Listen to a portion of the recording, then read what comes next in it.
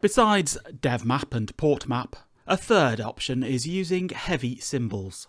A heavy symbol is not a generic symbol that can be used for different similar parts, but is a symbol with all part-specific aspects hardwired.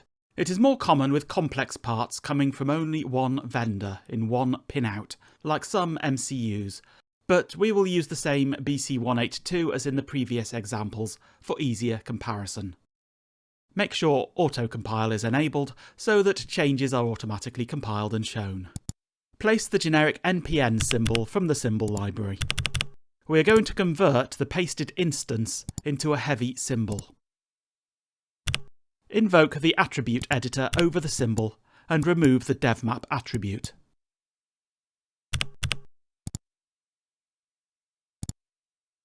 Create a footprint attribute with the value TO92. Since there's no devmap or portmap, the original symbol terminal names are displayed. We change these directly, using the attribute editor over each terminal.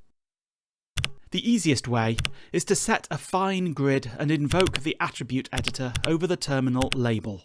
The name attribute is selected initially with focus set on the value. Simply start typing and the name attribute is modified. When finished, press Enter to accept the new value and Escape to close the dialog box. We still have the original devmap pinout. Move the crosshair over it and press Del to remove it.